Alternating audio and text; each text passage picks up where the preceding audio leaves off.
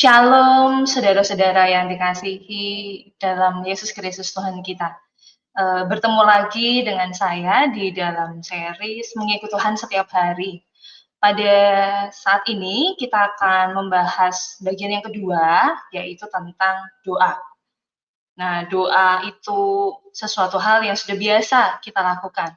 Namun, ada baiknya kita memperdalam lagi bagian ini. Apakah ada sesuatu hal yang terselip di dalam doa kita, atau mungkin kita saat ini berdoa dengan egois? Nah, sebelum kita membahas bagian ini, mari kita meminta Roh Kudus itu sendiri untuk hadir di hati kita dan pikiran kita. Mari kita berdoa. Ya Tuhan, pemilik kehidupan kami sungguh bersyukur dan kagum karena begitu besar kuasa-Mu, begitu besar keberadaanmu di dunia ini, namun Engkau mau untuk datang ke dunia ini. Namun Engkau mau untuk menebus dosa kami dan kembali menjangkau kami, umat-Mu yang berdosa ini. Kami bersyukur Engkau berinisiatif untuk memperbaiki relasi yang rusak akibat dosa itu dan memberikan putra-Mu sebagai penebus. Sungguh hanya Engkau yang patut untuk dimuliakan dan disembah. Dan pada kesempatan kali ini izinkan kami untuk belajar kembali Tuhan. Tolong ajar kami supaya kami beroleh hikmat dan juga kami makin disempurnakan menjadi pribadi yang serupa dengan Putra-Mu Yesus Kristus. Di dalam nama Tuhan Yesus kami berdoa kepada Bapa kami yang ada di sorga. Amin. Nah, rekan-rekan sekalian, berdoa sering disebut sebagai nafas hidup orang Kristen atau nafas hidup orang percaya. Nah, tapi apakah benar seperti itu? Karena nyatanya ketika kita tidak bisa bernafas, kita kan meninggal tentu saja ya. Tapi kita sebagai orang Kristen tidak selalu berdoa. Kita sebagai orang Kristen bahkan mungkin hanya berdoa sebagai rutinitas, sebagai doa makan, doa sebelum tidur, doa memulai ibadah, sehingga doa seperti mantra, begitu ya, mantra supaya makanan kita sehat, mantra supaya aktivitas kita berjalan dengan lancar. Bahkan kita cenderung sering berdoa ketika kita punya keinginan. Ketika misal kita mengejar sesuatu hal, kita akan lebih rajin berdoa. Kita akan terus-terusan berdoa setiap saat sampai keinginan itu terkabul. Nah, apakah memang yang dikehendaki oleh Yesus itu berdoa yang seperti itu atau berdoa yang lain? Nah, kita akan membahas itu di beberapa waktu ke depan. Nah, saudara-saudara yang dikasihi Tuhan Yesus Kristus, doa adalah hak istimewa sebenarnya. Jadi, kenapa disebut hak istimewa? Karena ketika manusia berbuat dosa, maka hubungan antara manusia dan Allah itu putus. Itulah yang dinyatakan di dalam Kejadian. Manusia diusir keluar Taman Eden dan tidak bisa merasakan hubungan relasi lagi seperti dulu. Nah, sehingga hubungan antara Allah dan manusia ini terkesan jauh. Kita tidak boleh datang pada Allah, bahkan sampai dikatakan kalau sampai melihat muka Allah, maka orang tersebut akan mati. Karena saking mulianya Allah. Karena kita sudah kehilangan kemuliaan kita. Nah, bersyukur kepada kasih karunia Allah yang dinyatakan dalam putranya Yesus Kristus, kita akhirnya punya akses itu kembali. Jadi, Yesus Kristus membangun jembatan. Jembatan antara manusia yang berdosa dengan Allah, mendamaikan hubungan yang rusak itu. Sehingga privilege untuk kembali berelasi dengan Allah, kembali berelasi dengan Bapa, itu dipulihkan. Nah, sehingga itu adalah hak istimewa, saudara-saudara. Bukan serta-merta kita sebenarnya bisa-bisa aja berdoa, gitu ya. Kalau tidak ada Yesus Kristus yang memulihkan, maka itu nggak bisa. Sehingga doa disebut sebagai hak istimewa oleh orang-orang yang memang percaya. kepada Tuhan, percaya kepada Yesus Kristus. Itu privilege kita sebagai anak-anak. Maka dari itu, di dalam doa Bapa kami, Yesus mengajarkan berdoalah seperti ini, Bapa kami yang ada di surga. Kita menggunakan kata Bapa, bukan lagi menggunakan kata Lord atau Tuan, ya, sebagaimana kita hamba. Tapi kita juga menggunakan istilah Dia adalah Bapa kita. Tuhan semesta alam ini adalah Bapa kita. Karena ada Yesus Kristus di situ. Nah, rekan-rekan yang terkasih di dalam Yesus Kristus, maka dari itu doa tidak seharusnya hanya menjadi sebuah mantra supaya kita berhasil. Atau doa ya diucapkan tanpa ada meaning apapun gitu ya. Kayak template gitu ya, kalau kita ngomong tuh kayak gitu terus. Jadi doanya sama terus gitu ya setiap hari. Doanya sama terus gitu, nggak ada bedanya gitu. Nah, padahal doa ini kan sebenarnya adalah sarana atau alat ya, alat untuk kita ngobrol gitu ya, berkomunikasi. Nggak mungkin kan kita ngobrol dengan saudara kita, keluarga kita, bahkan dengan penjual sayur tuh sama terus gitu ya, misalkan ya. Atau ngobrol dengan rekan kerja kita, atasan kita tuh pembicaraannya sama terus, kan enggak ya? Pasti ada berbedanya, sesuai dengan kebutuhan, sesuai dengan kedekatan. Makin dekat kita, makin kita nyaman berbicara.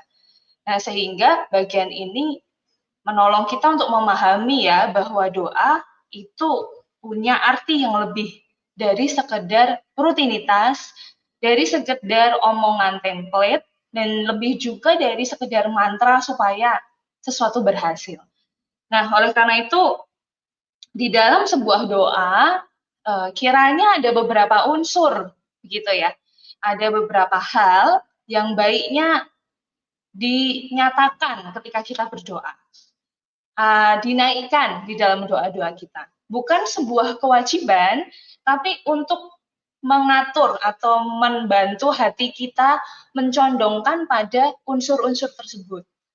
Supaya doa tadi tidak menjadi doa yang selfish, yang egois, untuk memuaskan keinginan kita. Atau doa yang justru kurang iman, yang kita nggak tahu sebenarnya doanya itu kepada Allah yang bagaimana, gitu ya.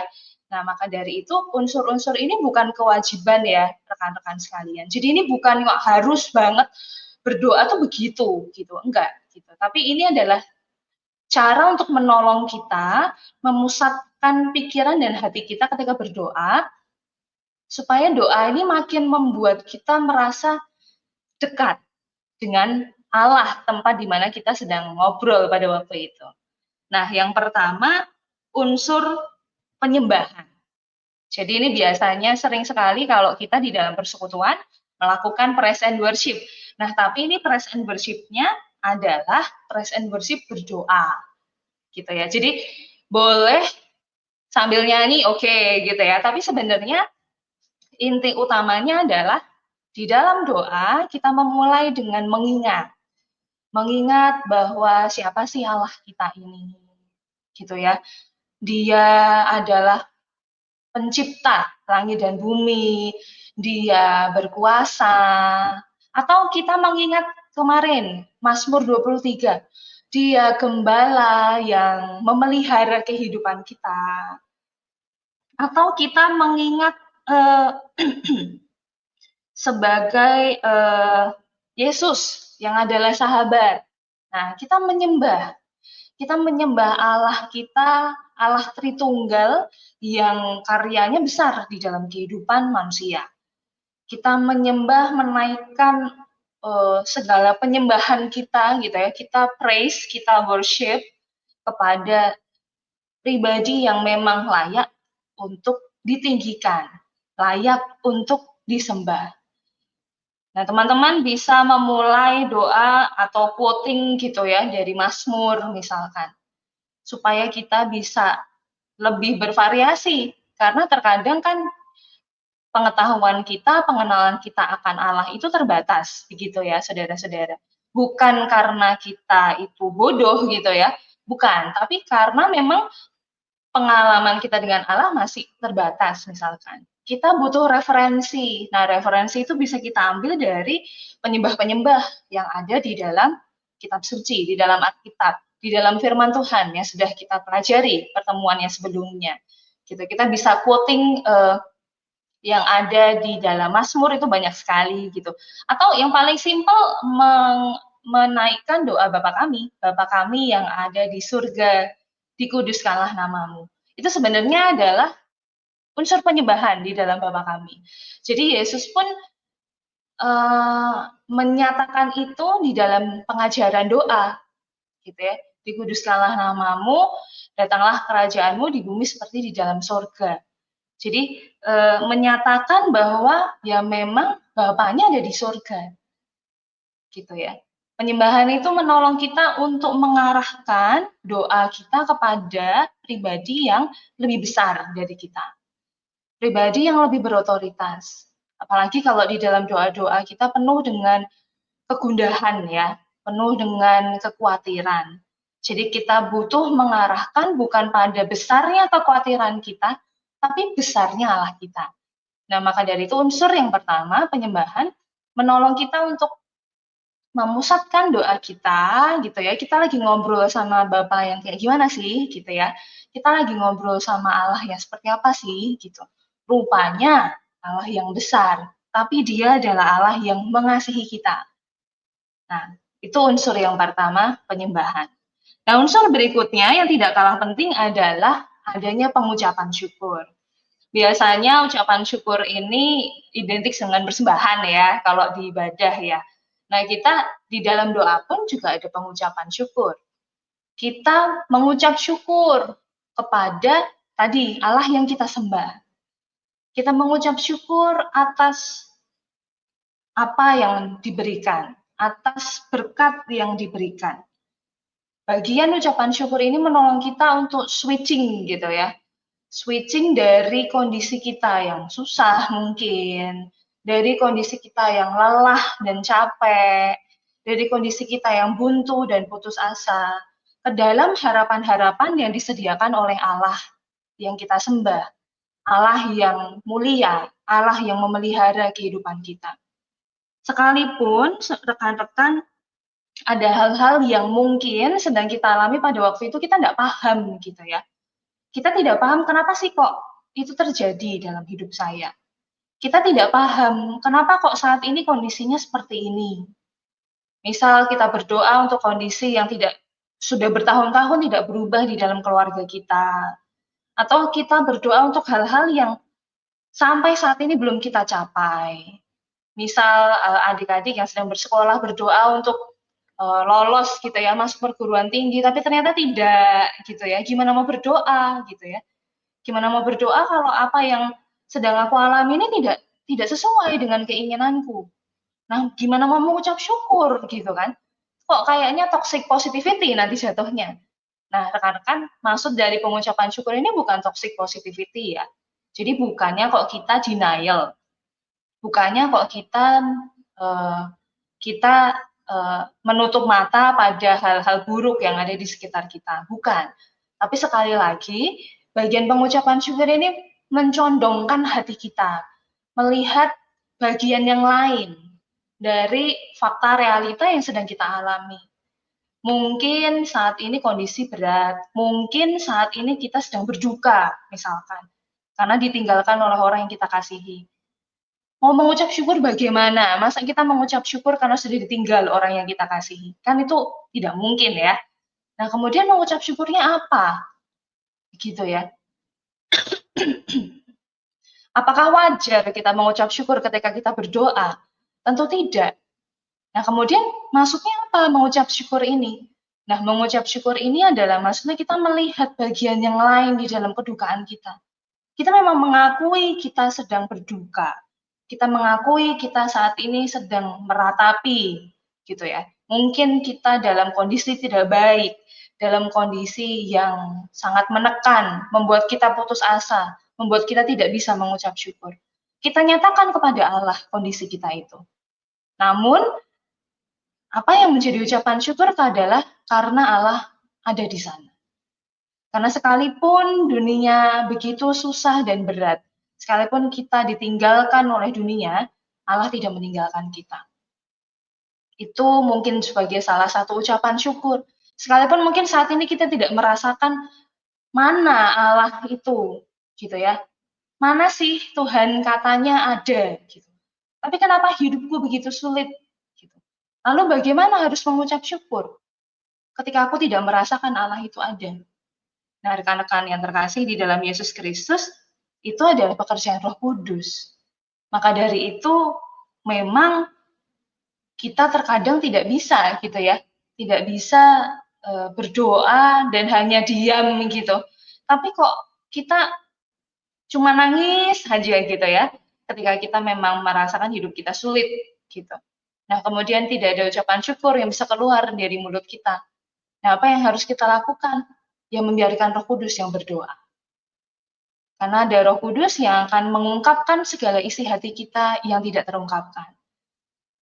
Allah kita, Bapa kita, bukan Bapa yang kaku dan otoriter. Harus begitu.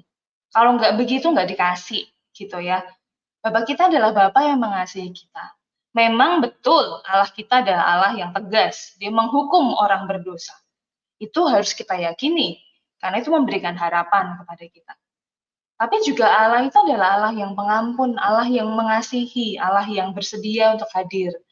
Oleh karena itu, biarlah ucapan syukur ini bukan sebagai bentuk denial kita akan kondisi kita, tapi justru sebagai bentuk keyakinan kita bahwa Allah ada bersama dengan kita di dalam setiap musim kehidupan kita, di dalam suka maupun di dalam duka. Mengucap syukur di dalam suka sangat mudah. Menyembah Tuhan di dalam suka sangat mudah. Tapi bagaimana kalau kita di dalam kondisi yang tidak begitu? Pasti sulit.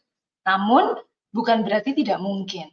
Dengan mencondongkan hati kita kepada sosok Allah yang setia, bisa menolong kita untuk mengucap syukur sekalipun kondisinya sulit. Sekalipun kita tidak tahu apa yang harus disyukuri dari kondisi ini, begitu ya. Sekalipun kita masih belum melihat apa yang bagus dari kondisi kita. Nah, tapi itu adalah sebuah wujud keyakinan iman kita. Nah, setelah penyembahan, pengucapan syukur, unsur yang ketiga adalah pengakuan dosa.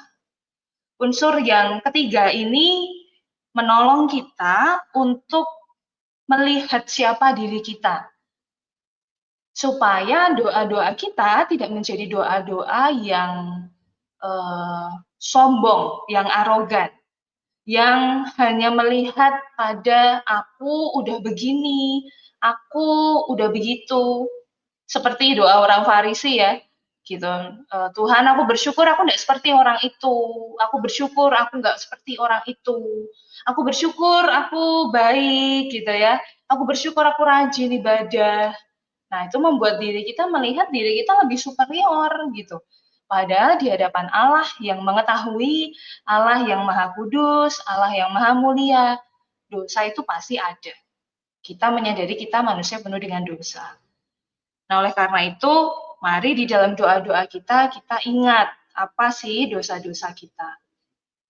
Apa perbuatan salah yang sengaja ataupun yang tidak sengaja kita lakukan. Kepada Allah tentu saja yang pertama, tapi juga kepada orang-orang di sekitar kita, kepada saudara-saudara kita, kepada rekan-rekan kerja kita, kepada tetangga kita misalkan. Sesuatu hal yang mungkin itu menyakiti hati. Kita menyadari itu, kita mengakuinya. Kemudian kita menyesalinya. Bukannya kok malah membela diri ya, tapi kan Tuhan kemarin itu emang dia deserve Tuhan, kan dia duluan ini ganggu. Jadi ya wajar kalau misalkan tak tinggal ya kan, gitu ya. Tapi kan ya wajar Tuhan ya, gitu ya. Malah justru ngadu gitu ya sama Tuhan. Nah, butuh unsur kerendahan hati ya untuk kita mengakui memang betul dia yang memulai terlebih dahulu. Tapi ketika saya membalas perbuatannya seperti itu juga hal yang salah. Dan saya mengakuinya. Mengakui dosa itu sangat butuh keberanian ya rekan-rekan ya. Setidaknya ketika kita tidak bisa mengakui dosa di hadapan orang lain, kita mengaku dosa di hadapan Allah. Karena Allah Maha mengetahui. Jadi, mau kita lapor sama Tuhan atau enggak, Allah itu tahu kita itu dosanya apa. Jadi, ibarat kata seperti orang tua yang melihat anaknya nggak sengaja numpahin gitu ya air, terus ditanya, ini siapa? Nggak tahu, si Molly yang melakukan itu gitu ya, anjingnya disebut gitu, gitu. Padahal anaknya begitu. Nah, orang tua kan melihat ya. Nah, kita kan kadang defense seperti itu di hadapan Allah. Nah, karena kita tahu Allah kita itu Maha Pengampun, itu adalah jaminan pengampunan dosa ya. Jadi ada jaminan pengampunan yang diberikan. Allah kita nggak terus habis itu nyambit-nyambit kita gitu ya, marahin kita, kan tidak. Karena Bapak kita adalah Bapak yang penuh dengan kasih dan pengampunan. Oleh karena itu baiknya kita datang mengaku dan mohon ampun. Karena ya ada jaminan pengampunan. Jaminan pengampunan dosa. Kayak lagu ya, jadi sejauh timur dari barat engkau membuang dosaku. Tidak kau ingat lagi pelanggaranku. Jauh ke dalam tubir laut kau melemparkan dosaku. Gitu ya. Nah, itu keyakinan iman bahwa apa? Tuhan tidak mengingat. Sekalipun kita mengingat dosa orang lain gitu ya.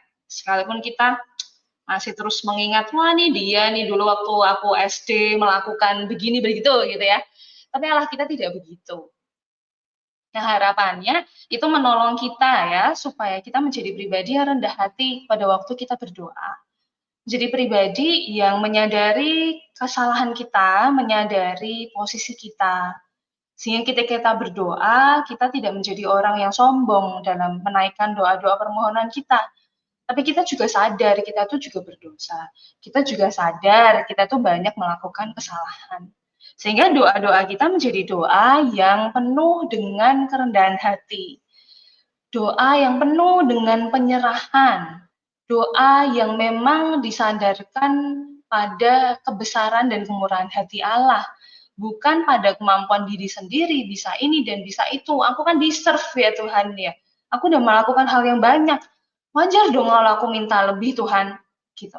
Nah, ketika kita berdoa dengan harapan seperti itu, maka kita seperti seseorang yang tidak tahu diri di hadapan Allah yang tahu semuanya. Gitu.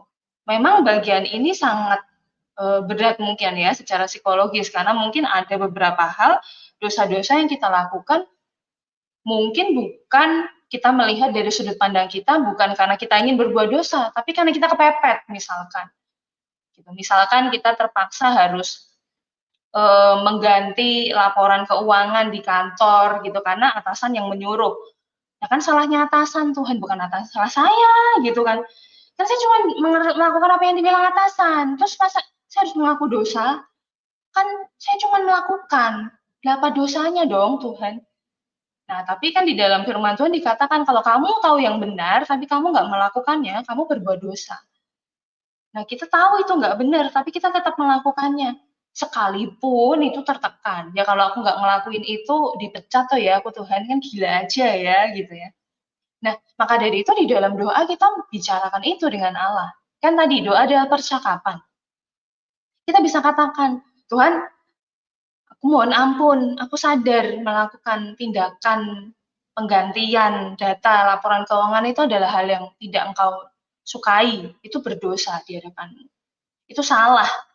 Tapi karena aku takut tidak dapat menyenangkan hati atasan, aku takut nanti aku akan dipecat, aku melakukannya. Tuhan, aku sadar aku berbuat dosa. Iya, itu berdosa. Tapi aku juga tahu, posisinya saat ini aku takut Tuhan. Masih ada keluarga yang harus dibiayai, bagaimana aku tidak tahu, aku bingung. Tolong Tuhan, tolong hambamu ini. Nah, jadi doa tidak letterlek langsung kita ngomong, ya memang aku berdosa Tuhan. Tapi dalam hati kita ngomong, ya sebenarnya aku nggak berdosa sih. Cuman biar bagus aja aku ngomong pengakuan dosanya. Nah, itu jangan seperti itu, saudara-saudara ya. Karena Allah kan sebenarnya melihat hati kita ya, melihat kedalaman hati kita. Jadi yang didoakan tuh sebenarnya ya aslinya ada di dalam hati, bukan yang muncul di dalam keluar dari mulut kita, gitu kan. Nah berarti kita menipu Tuhan 2 kali dong kalau gitu. Nanti dosanya lebih besar. Nah mari jujur di hadapan Allah, gitu. Jujur bahwa memang kondisi-kondisi sulit itu yang membuat kita melakukan dosa-dosa itu. Dan justru kita mohon pertolongan Allah, terus gimana Tuhan? Kalau nggak gitu, nanti aku dipecat. Kalau dipecat, nanti keluargaku makan apa? Misalkan saudara-saudara ada yang menjadi tulang punggung keluarga walaupun belum menikah begitu ya, masih ada adik-adik banyak, sementara orang tua sudah pensiun bekerja gitu ya. Apa tuh kalau sekarang ngomongnya sandwich generation gitu ya, ditekan di atas, ditekan di bawah, nggak bisa apa-apa, nggak berkutik. Terus gimana Tuhan ini mesti gimana? Nah, kalau aku melakukan dosa-dosa seperti itu karena aku tertekan, lalu bagaimana Tuhan? Nah, maka kita di dalam doa kita adalah doa yang jujur ketika kita menyampaikan bahwa Tuhan saya sadar saya berdosa. Tuhan saya sadar ini salah. Namun di dalam keterbatasan ini, saya sebenarnya justru takut dan butuh pertolongan Tuhan. Gitu. Sehingga di dalam doa-doa kita itu menjadi doa-doa yang jujur, bukan nutup-nutupin atau bukan tampil baik di hadapan Allah. Sok-sok mengaku dosa padahal sebenarnya dalam hati tidak mengakui dosa kita. Hal seperti itu justru tidak diinginkan oleh Yesus Kristus begitu. Ketika mengaku dosa, ya jujur. Jujur kenapa begitu? Kenapa melakukan itu? Allah kita akan mendengarkan, Allah kita akan mengampuni. Dan bahkan itu bisa membawa kita pada unsur yang terakhir, yaitu permohonan. Permohonan-permohonan kita menjadi permohonan yang jujur. Gitu. Jadi unsur yang terakhir permohonan ini adalah yang biasanya paling awal kita naikkan ya. Kita minta, kita mohon gitu. Kita biasanya skip bagian 3 yang atas. Nah, padahal harusnya unsur pemohonan ini bagian yang terakhir. Gitu ya. Kenapa? Karena kita menyadari kita itu datang pada Allah yang bagaimana dulu gitu ya di awal. Kemudian kita melihat pada kondisi kita itu punya 2 sudut pandang. Ada memang ini buruk, tapi ada baiknya gitu. Sekalipun sedikit, tetap itu bisa layak untuk diucapkan syukur. Kemudian kita menyadari diri kita penuh dengan dosa, kita mengaku dosa di dalam doa, dan baru menaikkan permohonan. Nah, kenapa permohonan ditaruh di paling belakang? Karena memang permohonan ini sifatnya adalah sesuatu hal yang terakhir untuk kita obrolkan pada Allah. Kalau pengen ngobrol gitu kan kita pasti pingin sesuatu nih ya, kayak misalkan anak kecil minta dibeliin mainan, kan ngomong dulu, "Mama capek nggak? Capek aku pijetin ya?" Gitu. Padahal niatnya kan mau gitu ya, jadi kayak semacam, nyogok gitu ya, menyuap, orang tuanya gitu. Nah, maka permohonan seperti ini, nah di dalam beberapa contoh doa yang dipuji oleh Yesus Kristus begitu ya, di situ juga dikasih contoh gitu. Ada, seorang hamba yang terus memohon gitu ya, sampai akhirnya dikabulkan. Nah, kadang disuruh berdoanya juga begitu, gitu. Nah, itu juga bisa kita lakukan, tapi dengan kondisi-kondisi tertentu. Gitu. Bukan yang kok ngotot, aku minta begini dan minta begitu. Tapi meyakini bahwa Allah kita adalah Allah yang lemah lembut, yang bersedia untuk menolong dan membuka hati kepada permohonan kita. Termasuk tadi, ketika kita buntu, kita tidak tahu, jatuhnya kita berbuat dosa, jatuhnya kita menyakiti orang lain. Tapi itu semua kita lakukan karena kita tidak tahu harus melakukan apa. Kita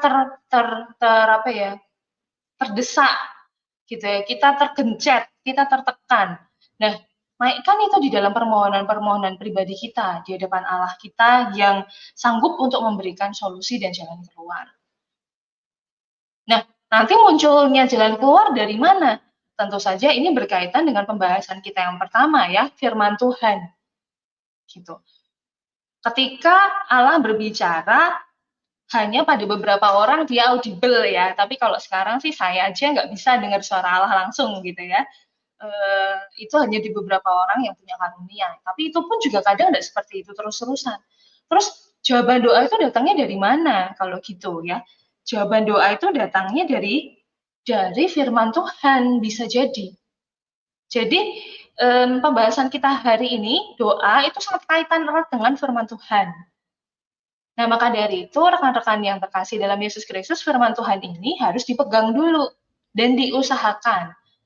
Diusahakan untuk apa? Untuk kita rajin baca, gitu ya. Karena jawaban-jawaban Allah itu dari firman Tuhan ini. Nah, dengan kita rutin membaca firman Tuhan, rutin melakukan waktu teduh, rutin untuk membaca bagian firman Tuhan dari depan, Kejadian sampai Wahyu, akan menolong kita untuk bisa melihat bagaimana sih Allah itu bekerja di dalam kehidupan orang percaya.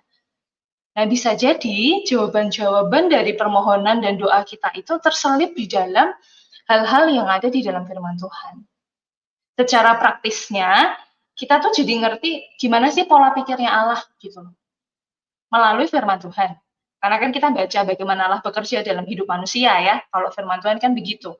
Sehingga kalau kita bingung mengerjakan sesuatu hal, kita bingung untuk nyari jawaban dari sebuah permasalahan hidup kita secara otomatis karena kita udah tahu gimana sih Allah itu berpikir, kita langsung bisa mikir, kalau Allah ada di posisi itu, Allah bakal ngapain? Kalau Yesus ada di posisi itu, dia bakal ngapain? Nah, sehingga mungkin doa kita itu menjadi kita dalam doa kita teringat itu gitu ya. Misal ketika tadi kita ngomongin laporan keuangan segala macam gitu ya. Tiba-tiba keingat firman Tuhan. Kamu harus tulus seperti merpati tapi cerdik seperti ular. Gitu ya. Itu kan konteksnya karena aku mengutus kamu seperti domba di tengah serigala ya. Makanya kamu harus tulus seperti merpati tapi cerdik seperti ular.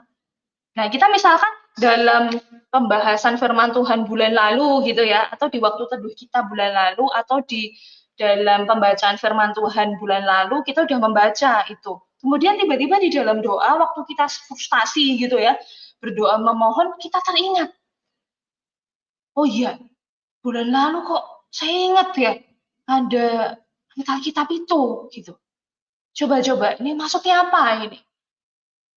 Tulus seperti merpati, cerdik seperti ular gitu. Nah, kemudian kita akan dalami lebih lagi firman Tuhan untuk menjadi jawaban dari doa gitu. Jadi kalau kita bingung jawaban doa itu bagaimana, ya jawaban doa tidak lain tidak bukan dari firman Tuhan. Sekalipun memang kadang ada jawaban doa yang asalnya dari misalkan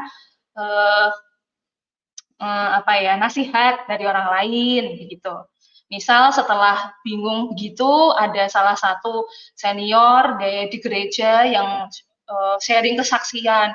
Dulu saya begitu susah hidup dalam begini-begini, tapi pada akhirnya saya berhasil begini-begini-begini. Nah, itu diingatkan melalui sharing kesaksian sesama orang percaya gitu ya.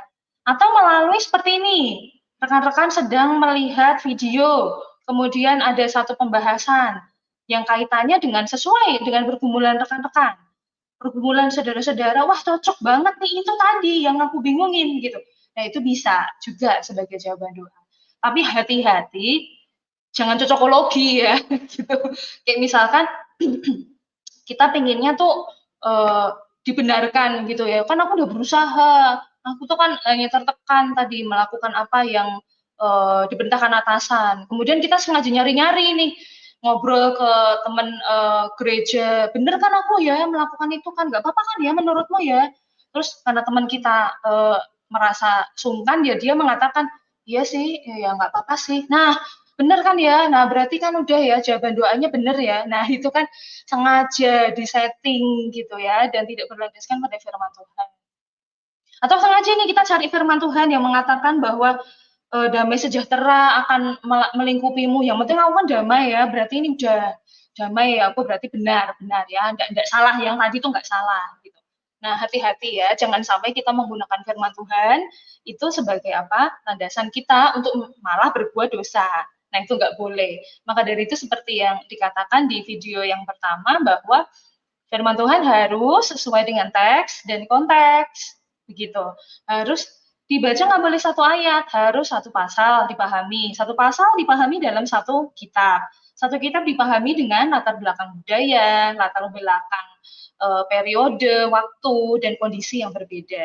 Nah, jadi nggak boleh ya, rekan-rekan saudara-saudara, psikologi, main asal comot-comot ayat, ting ting ting ting ting ting ting, kita angkai sendiri, inilah jawaban doanya. Nah, itu kita berarti namanya memanfaatkan firman Tuhan. Tidak boleh seperti itu. Maka dari itu, di dalam doa-doa kita diajarkan untuk punya hati juga yang rendah, merendah gitu ya. Jadi sekalipun kita sudah melakukan banyak hal yang baik, tapi di hadapan Allah kita merendahkan diri kita. Kita tunduk dan taat pada otoritas Allah.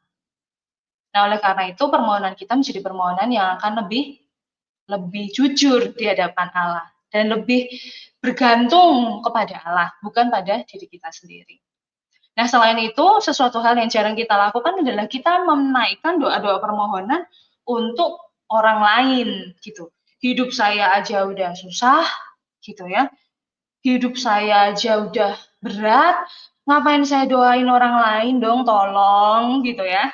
Nah, tapi bahkan Allah pun, Yesus pun mendoakan orang-orang lain ketika dia susah. Ya kan, dia berdoa, bahkan ketika dia disalib, dia mendoakan keselamatan orang yang ada di sampingnya, karena dia sudah mengaku dosa dan bertobat. Nah, itu juga memberikan teladan pada kita, kita juga sekalipun hidup memang susah, sekalipun hidup saya merana gitu ya, tapi mari kita membuka diri untuk melihat kepada orang-orang yang membutuhkan dan mendoakannya. Kita bisa mendoakan untuk keluarga kita, rekan-rekan kita gitu ya, untuk keluarga besar kita yang tidak pernah kita tahu, om, tante gitu ya, sepupu dari jauh, mungkin tiba-tiba kepikiran, dengar ada WA masuk, anaknya sedang sakit, ya kita doakan. Sekalipun kita nggak bisa nengok karena rumahnya jauh, kita doakan di dalam doa-doa kita. Kita doa supaya orang-orang ini makin mengenal Kristus, makin mengenal Tuhan. Melalui apa yang saat ini dialami, Tuhan Allah hadir menjangkau. Tapi kita juga bisa berdoa untuk orang-orang juga yang belum mengenal Kristus. Kita doakan. Kalau kita sudah tahu spesifik namanya, ya kita sebut namanya di dalam doa kita. Kalau belum, ya kita berdoa supaya makin banyak orang mengenal Kristus. Makin banyak orang boleh menerima Yesus Kristus sebagai juru selamat kita. Kalau kita nggak bisa melakukan hal-hal yang lain, karena keterbatasan kita bisa berdoa. Begitu. Kemudian, kita juga bisa berdoa untuk bangsa kita. Kalau kita melihat kondisi bangsa kita tidak ideal, kondisi bangsa kita banyak sekali yang buruk gitu ya. Misalkan kita mendengar berita yang itu membuat hati kita sedih tentang bangsa negara, tentang kota tempat kita tinggal, tapi kita juga bingung kita mau apa. Maka kita naikkan doa dengan tulus kepada Allah. Karena Allah juga yang memelihara bangsa-bangsa. Allah juga yang berotoritas atas bangsa-bangsa ini. Berotoritas atas pemerintahan-pemerintahan yang ada di bangsa-bangsa. Oleh karena itu kita juga menaikkan doa kita kepada untuk negara, untuk bangsa-bangsa di dunia ini juga. Bahkan untuk orang-orang yang belum kita kenal. Gitu. Maka dari itu permohonan kita menjadi permohonan yang tidak egois, hanya untuk diri saya, tapi juga untuk orang-orang lain, bahkan untuk bangsa, negara, dan juga perdamaian dunia. Sesuatu hal yang kayaknya ngapain sih ngomongin perdamaian dunia ya, gitu ya, itu jauh banget gitu.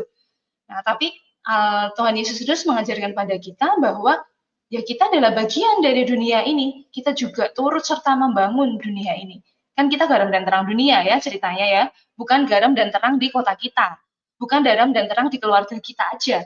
Tapi Yesus mengatakan kamu adalah garam dan terang dunia. Dunia, bukan kamu adalah garam dan terang keluarga A, bukan. Kamu adalah garam dan terang di kantor B, bukan. Kita garam dan terang dunia.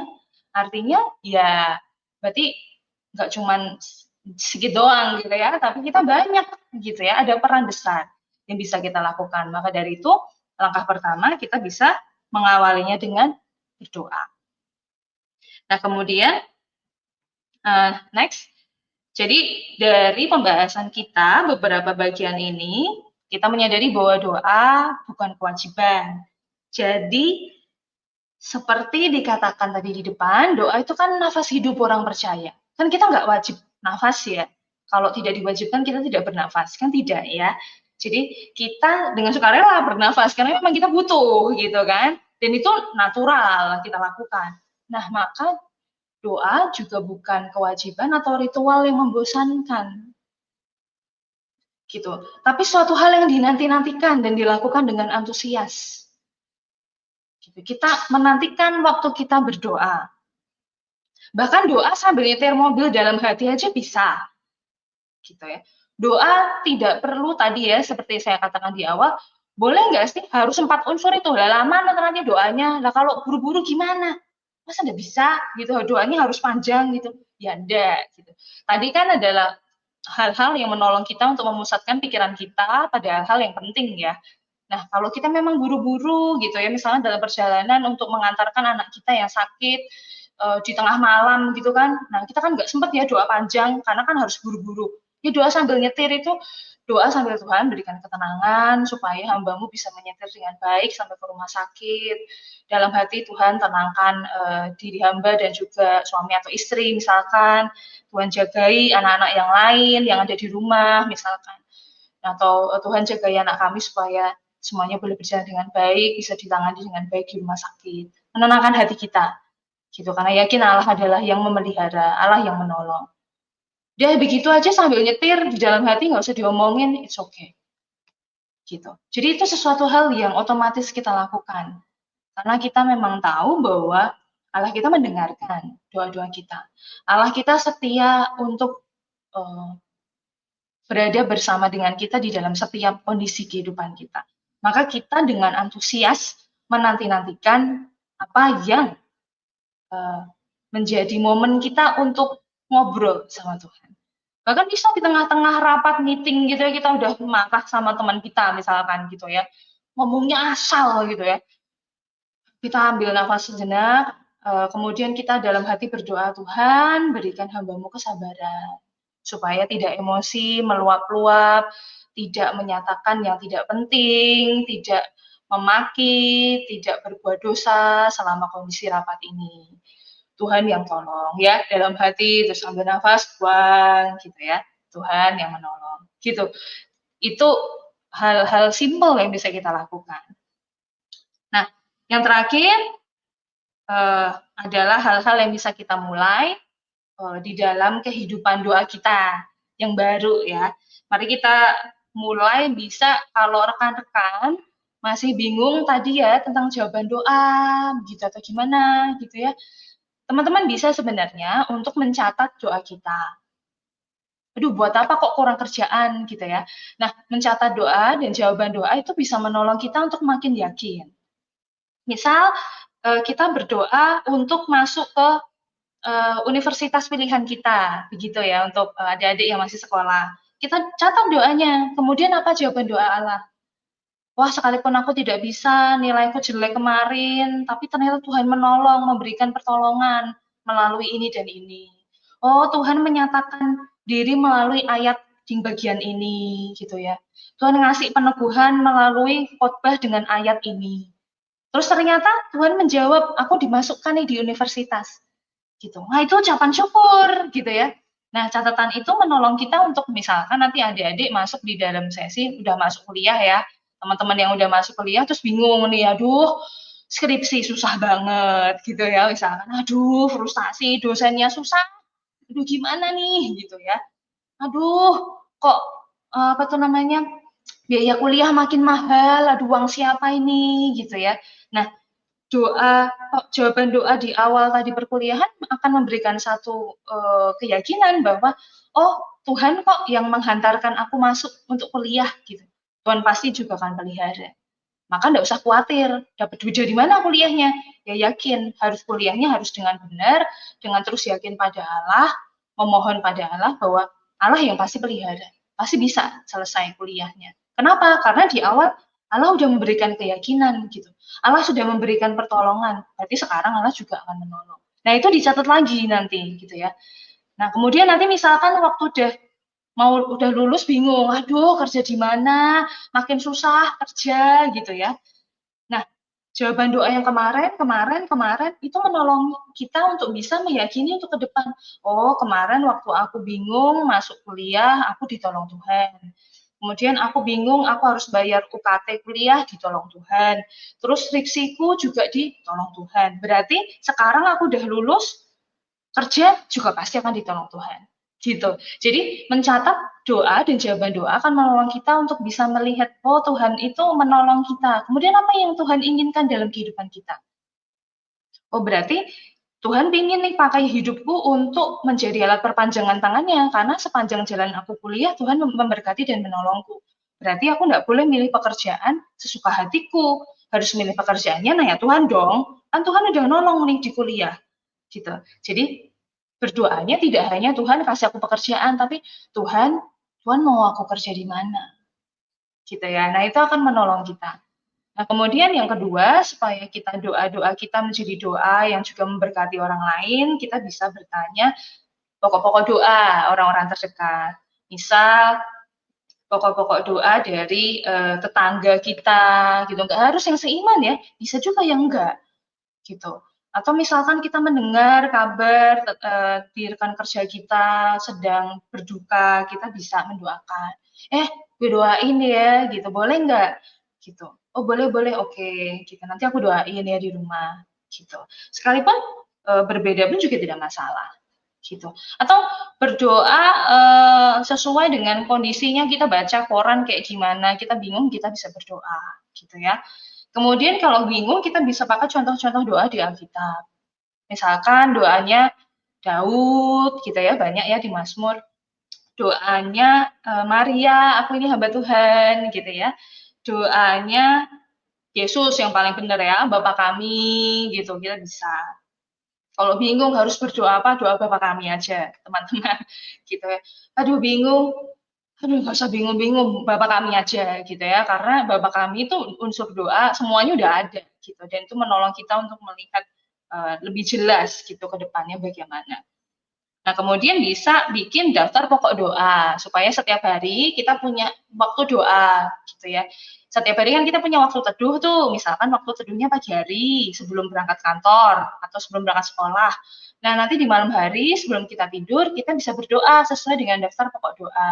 Misal hari Senin berdoa untuk kantor kita, hari Selasa kita berdoa untuk keluarga besar, hari Rabu kita berdoa untuk kota, gitu ya. Hari Kamis udah buat gereja kita, gitu. Jumat misalnya kita berdoa buat pelayanan kita yang lain, gitu ya. Nah, begitu.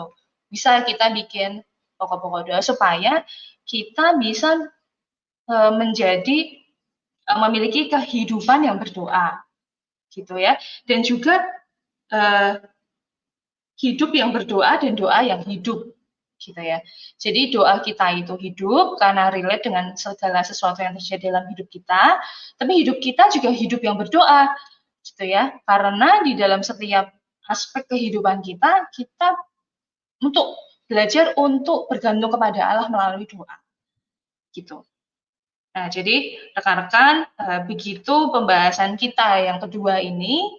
Nah, dengan satu keyakinan, satu pengharapan bahwa apa yang kita doakan itu didengar Allah. Mau jawaban doanya iya, tidak, atau nanti, itu dengan satu keyakinan bahwa Allah selalu merancangkan yang terbaik.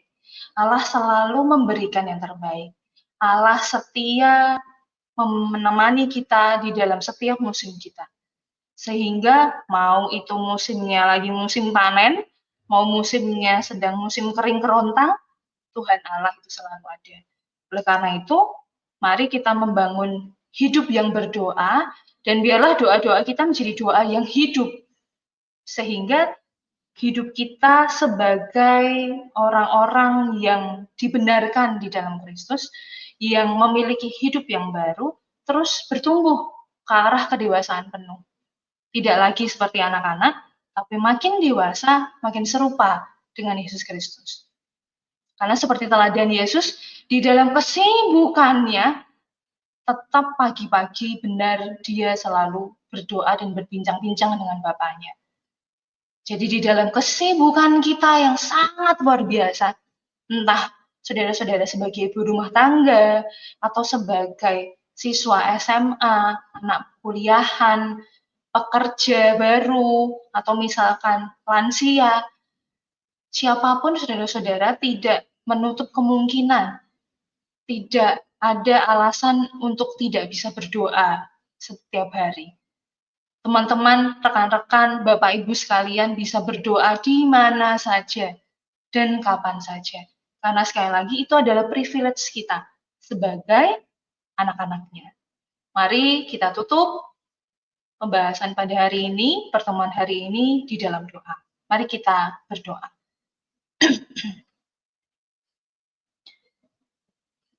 Ya Tuhan kami, Tuhan yang setia mendampingi kehidupan kami. Kami bersyukur karena memiliki Allah yang hanya sejauh doa, yang begitu dekat dengan kami, yang begitu mudah ditemui. Hanya dengan berdoa, kami bisa bertemu dengan Allah. Kami tidak perlu melakukan banyak hal, kami tidak perlu memberikan banyak hal untuk bisa bertemu dengan Allah kami. Kami cukup hanya berdoa, maka kami bisa berbincang-bincang dengan Tuhan Allah semesta kami. Dan itu adalah ucapan syukur kami Tuhan. Ampuni kami bila setiap hari kami banyak alasan, sehingga kami tidak bisa berdoa. Ampuni kami jika kami membuat banyak kegiatan, namun kami lupa melibatkan Tuhan di dalam doa. Ampuni kami Tuhan atas segala kesombongan kami, menyelesaikan semua masalah kami sendiri, padahal kami membutuhkan Engkau. Oleh karena itu ya Bapa, ya Tuhan kami mau Tuhan untuk melibatkan Engkau melalui doa-doa. Membawa Engkau di dalam hidup kami melalui doa-doa. Membawa Engkau di dalam keputusan-keputusan kami melalui doa-doa kami. Dan biarlah melalui doa itu, kami makin mengenal Engkau. Kami makin mengalami Engkau di dalam kehidupan kami. Tapi kami juga makin mengasihi Engkau dan juga mengasihi sesama. Biarlah doa-doa kami tidak hanya menjadi doa-doa yang rutin, tanpa isi dan kosong, tapi biarlah doa-doa kami menjadi doa yang hidup, doa yang mengubahkan, doa yang memberi berkat. Terima kasih ya Tuhan. Di dalam nama Tuhan Yesus kami berdoa. Amin. Terima kasih untuk pertemuan pada hari ini. Sampai jumpa di pertemuan-pertemuan yang selanjutnya. Selamat melanjutkan aktivitas. Tuhan Yesus memberkati.